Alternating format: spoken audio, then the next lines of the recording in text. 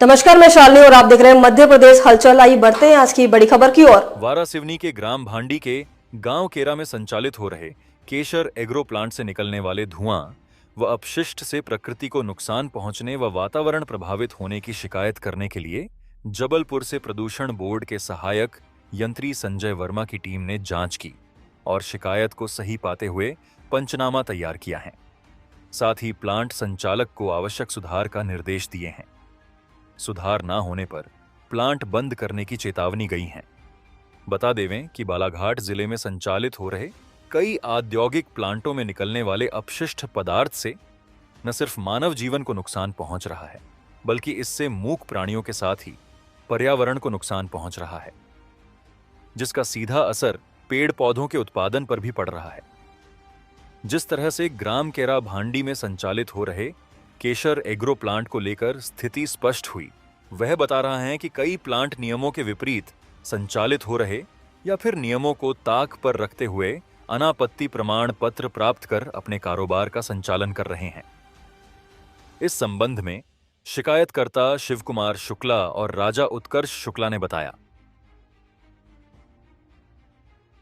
तो आज का गंभीर विषय ये है कि ठीक आज से 8 माह पूर्व मैंने एनजीटी को एक चिट्ठी लिखी थी, जिसमें ग्राम पंचायत भांडी, ग्राम केरा, तहसील वारासिवनी में स्थित केशर एग्रोटेक प्लांट है, जो कि एक उसना प्लांट है, जिससे कि लगातार पॉल्यूशन बढ़ रहा था। पॉल्यूशन के तर्ज पर वहाँ पर हजारों पेड़, जो कि वहाँ के कृषक, सामने रिजर्व फॉरेस्ट जो कि ग्रीन बेल्ट माना जाता है, वहाँ पर लगातार पेड़ों की क्षति होते जा रही थी। क्षति के स्वरूप को हम समझने के लिए कि सबके सामने मैं एक प्रत्यक्ष प्रमाण दिखाना चाहूँगा। अब ये देख सकते हैं कि कैसे पेड़ों में, पत्तियों में राख, डस्ट जमी हुई है प्लांट से निकलने वाली। दूसरा उदाहरण आपके सामने है। तीसरा उदाहरण कृषकों के जो परिक्षेत्र हैं, जिसमें से एक स्वयं कृषक मैं भी हूं, कि वहां पर कृषि के कार्य में इस्तेमाल होने वाले जितने भी उपकरण हैं उस पर धूल की इस प्रकार परिस्थिति दिखाई दे रही है। राष्ट्रीय हरित अधिकरण को लिखकर मैंने चिट्ठी प्रेषित करी, मैंने अपनी शिकायत दर्ज कराई, जिस पर विभाग द्वारा कार्रवाई करने के लिए राष्ट्रपति सचिवालय से मुझे आदेश आया।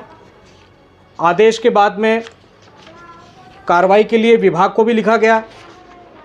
ये आपके सामने लेटर है। उसके बाद में सबसे चीर गंभीर विषय, जितने भी पत्र मैंने संबंधित अधिकारी, नेता, जनप्रतिनिधि सबको एक एक करके लिखे, जिसका प्रमाण ये डाक रजिस्टर्ड पोस्ट बता रही है। सबसे गंभीर विषय ये बनता है कि आज तक ये कार्रवाई क्यों नहीं हो रही। लगातार ये प्लांट पिछले 3 वर्षों से संचालित है, और जब ये समस्या महाजनी लाइन में बैठक करने के बाद, 4-4 बैठकें करने के बाद में भी नहीं सुलझी।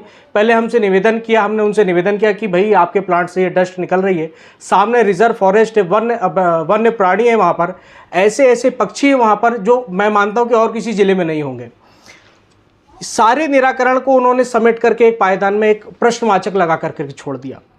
जब इस पर कोई कार्रवाई नहीं हुई तो मेरे द्वारा सीएम हेल्पलाइन में शिकायत करी गई। 1 बार, 2 बार, 3 बार, तीसरी बार में मुझे एक मैसेज आता है कि आपकी समस्या का निराकरण कर दिया गया है। भाई, निराकरण करने के लिए संबंधित अधिकारी ना तो मौका स्थल पर आए, ना तो उन्होंने किसी प्रकार की जांच करी। उसके बाद फिर मैंने लेटर पत्राचार लिखा। उसके बाद में पुनः एक जांच दल आया सीएम हेल्पलाइन के द्वारा। फिर ये लेवल स्टेज 3 और 4 के पास जाने लगी। जांच दल जब आया तो उन्होंने ये बात को स्पष्ट रूप से स्वीकारा, जिसका पंचनामा मैं आपको एक एक प्रति जरूर उपलब्ध कराऊंगा, जिसमें स्पष्ट रूप से लिखा हुआ है कि सारे वृक्षों के ऊपर राख की मोटी परत दिखाई दे रही है, जिसके ऊपर उन्होंने समझाइश दी है। समझाइश के साथ में कुछ ऐसे मानक होते हैं जो शायद केशर एग्रोटेक के कंपनी के संचालक फॉलो नहीं कर रहे थे। सबसे बड़ा प्रश्नवाचक वन विभाग के अधिकारियों के ऊपर भी बनता है कि उन्होंने ऐसे सेंसिटिव क्षेत्र में एनओसी कैसे प्रदान कर दी। चूंकि मेरे बाजू में सामने लगा हुआ मलय फार्म, जहां पर 75 से 80 लोग रहने आने वाले हैं, वहां पे कृषकों के खेती हैं, वहां पर इस प्रकार की फैक्ट्री का निर्माण कतई होना ही नहीं चाहिए, जहां पर हजारों जीव जंतु, वन्य प्राणी रिजर्व बेल्ट में आते हैं। मेरा माननीय ग्रीन बेल्ट के जितने भी अभी अधिकारी थे, संजय वर्मा सहायक यंत्री साहब ने जांच करके गए हैं, उन्हें समझाइश भी दी है। अब सबसे बड़ी बात सामने ये समझ में आएगी कि इसके ऊपर कार्रवाई भी क्या करते हैं। जांच कर तो वो चले गए हैं, अब कार्रवाई इनकी शब्दावली स्पष्ट करेगी कि कार्रवाई क्या होगी। क्योंकि जांच कर लेने से निराकरण समस्या का नहीं होगा। अब आपके कुछ प्रश्न हो तो मुझे आप लोगों की क्या मांग है, किस बेस पे आपने किसे बंद करने की मांग थी, क्या स्थिति? देखिए भैया, मैं सबसे पहले बता दूं कि मुझे किसी के उद्योग से, धंधे से कोई आपत्ति नहीं है। वो अपना व्यापार चलाएं, मुझे उससे कोई आपत्ति नहीं है, ना तो वो मेरे दुश्मन है।